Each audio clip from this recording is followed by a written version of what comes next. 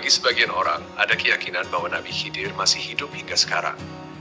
Tak heran, banyak yang ingin bertemu dengannya. Konon katanya, siapa yang bisa bertemu Nabi Khidir akan memperoleh ilmu yang luas hanya dalam waktu singkat. Terinspirasi dari cerita sang kiai, seorang santri muda pun mulai menyimpan satu tekad dalam hatinya, ingin bertemu dengan Nabi Khidir.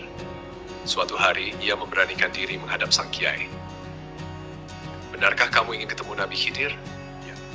Tapi syaratnya sangat berat. Saya akan mencobanya. Sudahlah, kamu tidak akan bisa. Santri itu hanya bisa menunduk, kecewa, tapi keinginannya belum padam, justru makin menyala-nyala. Keesokan harinya, ia kembali datang. Apa yang kamu inginkan? Saya pengen ketemu Nabi Khidir, Pak Kiai. Kamu masih saja belum kapok? Sudah saya bilang syaratnya sangat berat. Saya akan mencobanya, kembalilah. Kamu tidak akan bisa. Namun entah kenapa, makin ditolak, keinginannya makin kuat. Malam itu ia berdoa dengan sangat dalam. Pagi-pagi sekali, ia kembali menghadap sang kiai. Kali ini dengan wajah memelas, hampir menangis. Tolonglah Pak Kiai, saya sangat berharap. Kalau bukan karena cerita Pak Kiai, saya nggak mungkin kepikiran seperti ini. Semakin saya ditentang, keinginan ini semakin menggebu. Saya mohon. Sang kiai memandang santrinya dalam-dalam.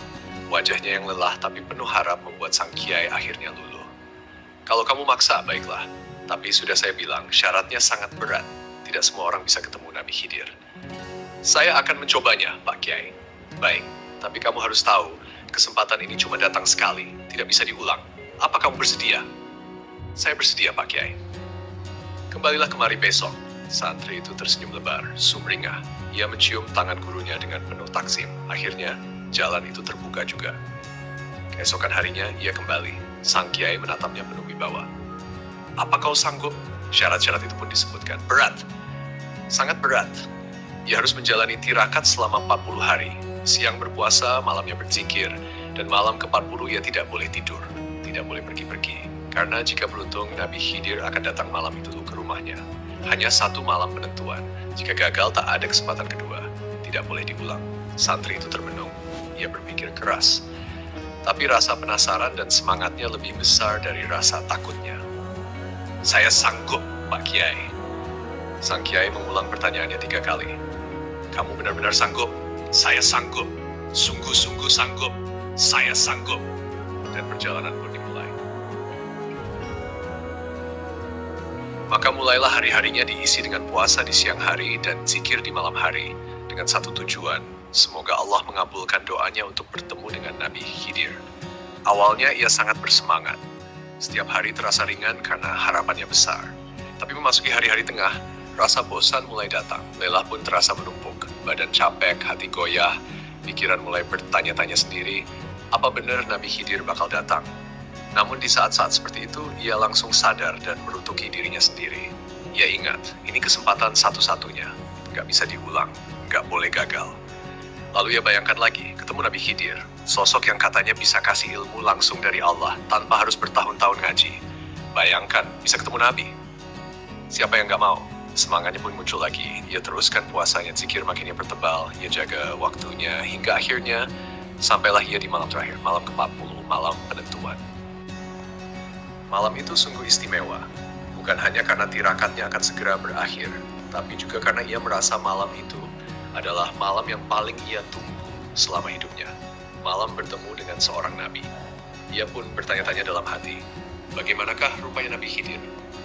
Dalam cerita-cerita para nabi, biasanya nabi itu memakai jubah putih panjang, kadang juga bersorban, kepalanya tertutup, wajahnya bersinar. Ia membayangkan hal itu sambil tersenyum-senyum sendiri. Semua rasa lelah dan susah payah selama 40 hari seperti hilang begitu saja. Malam ini adalah malam yang besar. Ia pun bersiap, rumah ia bersihkan, kamar ia rapikan, bahkan makanan pun sudah ia siapkan. Pokoknya malam ini tidak boleh gagal. Seperti kata Pak Kiai, tidak boleh tidur, tidak boleh pergi-pergi. Malam ini ia isi dengan syalat, zikir, dan doa yang panjang. Setelah Isya, ia duduk di depan rumah. Hanya sendiri. Seorang teman datang ngajak pergi sebentar, tapi ia tolak dengan halus. Maaf, aku lagi nunggu tamu, begitu katanya sambil tersenyum. Dalam hatinya ia yakin, tamunya malam ini bukan orang biasa. Makin malam, cuaca makin dingin, angin bertiup cukup kencang, hawa malam menusuk tulang. Tapi ia tetap duduk, menunggu. Sesekali menggigil, sesekali memeluk tubuh sendiri. Nyamuk mulai datang menggigit, sunyi, sepi, tapi ia masih bertahan, hampir saja ia mengantuk. Tapi buru-buru ia masuk sebentar, membuat air hangat, meminum perlahan, lalu kembali ke zikir. Masih berharap, namun sosok yang ditunggu belum juga datang. Beberapa orang lalu lalang, tetangganya, orang-orang yang ia kenal, tapi bukan Nabi Khidir. Jam sudah menunjukkan pukul 1 malam. Hati kecilnya mulai bertanya, mungkinkah Nabi Khidir tidak akan datang? Mungkinkah Pak Kiai hanya menguji saja? Atau jangan-jangan Nabi Khidir memang gak ada? Ia bingung. Tak ada jawaban. Angin kencang masih berhembus, lalu guntur mulai menyambar, petir berkali-kali. Hujan deras pun turun tiba-tiba. Ia terdiam. Dingin, dingin, sangat dingin. Tapi ia tidak bergeser. Hujan membuat bajunya basah. Cipratan air dari tanah menempel di sarungnya. Tapi ia tetap duduk. Matanya masih menatap jalanan kosong. Kilatan petir makin sering, suaranya menggelegar. Ia mulai merasa takut, tapi ia masih menunggu. Jam menunjukkan pukul 3 dini hari. Hujan makin deras, tidak ada tanda-tanda siapapun akan datang. Hatinya pun mulai goyah. Ia mulai merasa semua yang ia lakukan sia-sia. 40 hari, puasa, zikir, menahan kantuk, menahan lapar, menahan rindu kampung halaman. Dan sekarang, tamu itu tidak datang. Ia pun menghela napas panjang. Gak mungkin ada orang datang di tengah hujan deras seperti ini, katanya dalam hati. Dan saat itu juga ia memutuskan, besen gerfagi yang menghadap Pak Kiai. Ia ingin protes. Setiap 45 hari tidak menghasilkan apa-apa. Ia kecewa, sangat kecewa. Tepat saat ia hendak masuk rumah karena hujan tak kunjung reda, dari arah yang tidak ia sangka-sangka, datanglah seorang lelaki tua menaiki pedati, gerobak sederhana yang ditarik oleh sapi, melewati depan rumahnya. Lelaki itu tampak kehujanan, pakaiannya basah kuyup, dan ia menepi tepat di depan rumah santri itu. Dalam hati si santri bertanya-tanya, mungkinkah ini dia? Mungkinkah ini Nabi Khidir yang aku tunggu-tunggu selama 40 hari ini? Namun harapannya pupus ketika karena lelaki itu hanya tampak seperti orang biasa yang tersesat, lalu berhenti dan bertanya, "Nah, ke arah mana jalan menuju daerah ini?" Sambil menyebutkan sebuah kawasan pesisir di tepi pantai. Dengan malas dan agak kecewa, santri itu menjawab seadanya. Hujan semakin deras mengguyur, angin bertiup dingin, dan suara gemuruh langit terus menggema. Ia ingin cepat-cepat masuk rumah, berharap Nabi Khidir segera datang, bukan orang asing yang nyasar. Namun lelaki tua itu kembali berkata, "Maukah engkau mengantarku ke sana?" Santri itu jadi bingung. Di satu sisi ia ingin menolong, tapi di sisi lain dia teringat pesan Kiai.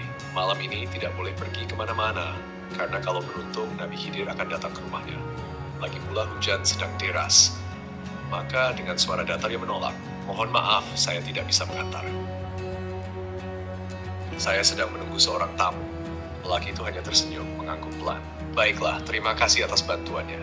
Lalu ia menggerakkan pedatinya, perlahan-lahan melanjutkan perjalanan di tengah hujan dan gelapnya malam.